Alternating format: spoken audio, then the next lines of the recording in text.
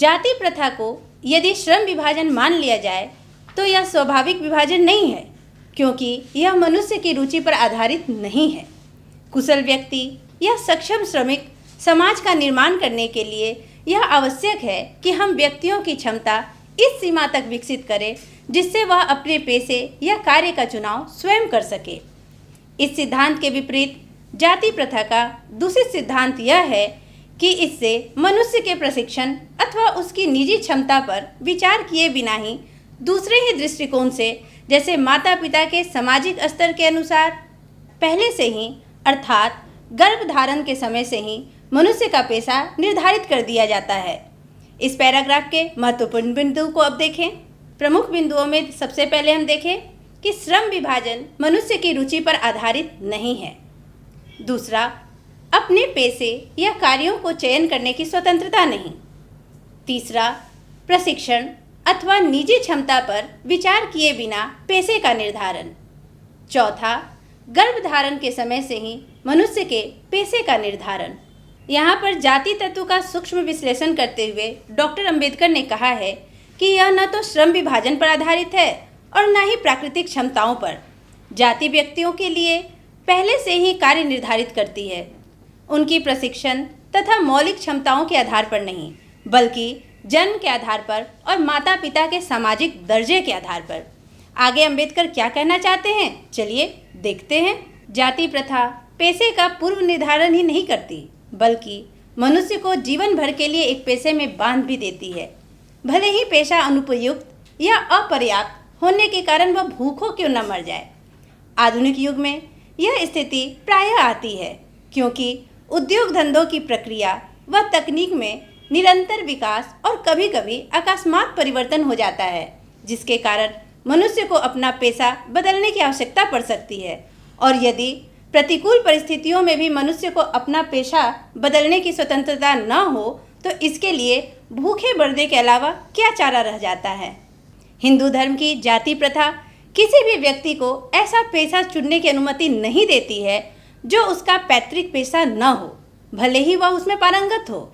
इस प्रकार पेशा परिवर्तन की अनुमति न देकर जाति प्रथा भारत में बेरोजगारी का एक प्रमुख व प्रत्यक्ष कारण बनी हुई है। आइए इस पैराग्राफ के कुछ महत्वपूर्ण बिंदु को देखें।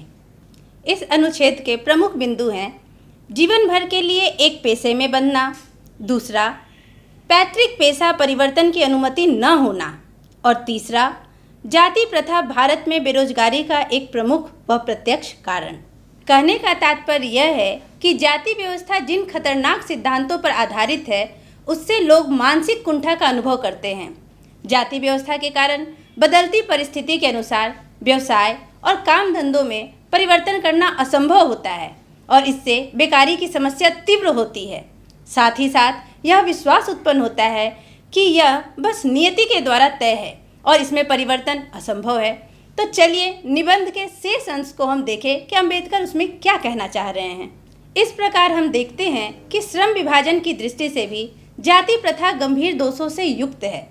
जाति प्रथा का श्रम विभाजन मनुष्य की स्वेच्छा पर निर्भर नहीं रहता। मनुष्य की व्यक्तिगत भावना तथा व्यक्तिगत रुचि का इसमें कोई स्थान नहीं। इस आधार पर हमें यह स्वीकार करना पड़ेगा कि आज के उद्योगों में गरीबी और उत्पीड़न इतनी बड़ी समस्या नहीं है जितनी यह कि बहुत से लोग निर्धारित कार्य को अरुचि के साथ केवल विवशतावश करते हैं। ऐसी स्थिति स्वभावतः मनुष्य को दुर्भावना से ग्रस्त रहकर टालू काम करने और कम काम करने के लिए प्रेरित करती है।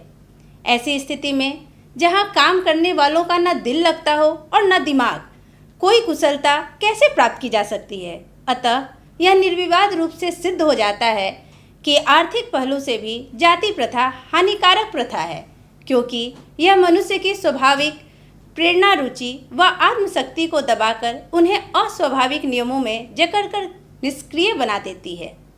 इस अनुच्छेद में अंबेडकर जी ने जाति प्रथा एवं श्रम विभाजन तथा श्रमिक विभाजन से उत्पन्न कई दोषों तथा समस्याओं को हमारे सामने रखा है। ये समस्याएं व्यक्ति को कहाँ तक प्रभावित करती हैं, इन्हें बताया है। जैसे हम इन बिंदुओं को देख सकते हैं। इस अनुच्छेद में कुछ प्रमुख समस्याओं को अंबेडकर जी ने रखा है, चलिए उसे हम देखें। पहली समस्या है श्रम विभाजन की दृष्टि से जाति प्रथा गंभीर दोषों से युक्त है। दूसरा, व्यक्तिगत भावना तथा व्यक्तिगत रुचि का इसमें कोई स्थान नहीं। तीसरा, टालू काम और कम काम करने की प्रवृत्ति का विकास।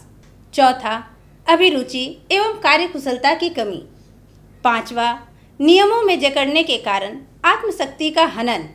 और सबसे आखिरी, आर्थिक दृष्टि से हानिकारक प्रणाली एवं बेकारी की समस्या। तो हमने देखा कि इस अनुच्छेद में समस्याएं रखी गई हैं। अब अगले अनुच्छेद की हम बात करते हैं, पांचवा और आखिरी अनुच्छेद। अब मैं समस्या के रचनात्मक पहलू को लेता हूँ। मेरे द्वारा जाति प्रथा की आलोचना सुनकर आप लोग मुझसे यह प्रश्न पूछना चाहेंगे कि यदि मैं जातियों के विरुद्ध हूँ तो फिर मेरी दृष्टि में आदर्श समाज क्या है। मेरा उत्तर होगा कि मेरा आदर्श समाज स्वतंत्रता, समता, भ्रातृत्व पर आधारित होगा। क्या यह ठीक नहीं है? भ्रातृत्व अर्थात भाईचारे में किसी को क्या आपत्ति हो सकती है? किसी भी आदर्श समाज में इतनी गतिशीलता होनी ही चाहिए जिससे किसी भी वांछित परिवर्तन को समाज के एक छोर से दूसरे छोर तक संचारित किया जा सके। ऐसे समाज के बहुविध हितों में सबका भाग होना चाहिए तथा सबको उनकी रक्षा के प्रति सजग रहना चाहिए। सामाजिक जीवन में अबाध संपर्क के अनेक साधन व अवसर उपलब्ध रहने चाहिए। तात्पर्य यह कि दूध पानी के मिश्रण की तरह भाईचारे का यही वास्तविक रूप है। इसी का दूसरा नाम लोकतंत्र है, क्योंकि लोकतंत्र केवल शासन की एक पद्धति ही नहीं है। लोकतंत्र मूलतः सामूहिक जीवनचर्या की एक रीति तथा समाज के सम्मिलित अनुभवों के आदान प्रदान का नाम है। इसमें यह आवश्यक है कि अपने साथियों के प्रति श्रद्धा व सम्मान का भाव हो। इस प्रकार अंबेडकर के निबंध का यह आखिरी अंश था जिस पर हम अभी विचार करेंगे, लेकिन इससे पहले इस अनुच्छेद के कुछ महत्वपूर्ण बिंदु को हम देखेंगे। इस अनुच्छेद में अंबेडकर जी ने समस्या का समाधान रखा है एवं आदर्श समाज की संकल्पना की है। आइए उन प्रमुख बिंदुओं से परिचित हों। पहले, स्वतंत्रता, समता, भ्रातृत्व, सबकी सहभागिता, आपसी सहयोग, वांछित परिवर्तन एवं अपने साथियों के प्रति श्रद्धा एवं सम्मान का भाव। निबंध में यहाँ केवल समस्या ही नहीं रखा गया है बल्कि इसका समाधान भी प्रस्तुत है। हमारे भीतर आदर्श समाज की जिज्ञासा भी उत्पन्न हुई है। प्रश्न यह है कि कैसा समाज होना चाहिए। तो उनका मानना है कि ऐसा समाज जो स्वतंत्रता, समानता और बंधुत्व पर आधारित हो। लोकतंत्र केवल सरकार का एक रूप नहीं है, बल्कि लोकतंत्र वह है जहां लोग सोच समझकर विचार विमर्श कर सके, परस्पर विचारों का आदान प्रदान करें और सब उसमें हिस्सा ले सके। लोकतंत्र का आधार है अपने साथियों के प्रति आदर व सम्मान। तो बच्चों, यह पूरा निबंध 5 अनुच्छेदों में बटा हुआ था। हमने पूरे निबंध को पढ़ लिया। अब पूरे निबंध के सार की बात करें तो अंबेडकर जी का मानना था कि जाति प्रथा केवल श्रम का विभाजन नहीं बल्कि यह श्रमिकों का भी विभाजन है। यह श्रेणीबद्ध व्यवस्था है जिसमें श्रमिकों का विभाजन एक के ऊपर दूसरे के क्रम में होता है। यहाँ श्रम का विभाजन जन्म के आधार पर है जो प्राकृतिक नहीं है। इसमें अभिरुचि और कार्यकुशलता के लिए कोई जगह नहीं है, अतः यह आर्थिक दृष्टि से हानिकारक है। आदर्श समाज के लिए स्वतंत्रता, समानता, बंधुत्व, सहयोग, सहभागिता का होना आवश्यक है। तभी सही मायने में लोकतंत्र की बात होगी। लोकतंत्र का अर्थ है सबको समान रूप से अवसर देना और सभी के हितों की रक्षा करना। तो बच्चों, आशा है कि आप इस निबंध को जरूर समझ गए होंगे। आपकी दृष्टि भी विकसित हुई होगी। आपने समाज में व्याप्त दोष एवं दोष मुक्त आदर्श समाज को लेकर एक संकल्पना भी तैयार कर रहे होंगे। साथ ही साथ एक सीख यह भी मिली कि कोई भी काम बड़ा या छोटा नहीं होता। शिक्षा का अर्थ है हम चिंतन कर सके, जो हम सबने बखूबी किया। अब हम अगली कड़ी में पाठ से संबंधित कुछ प्रश्नों को देखेंगे।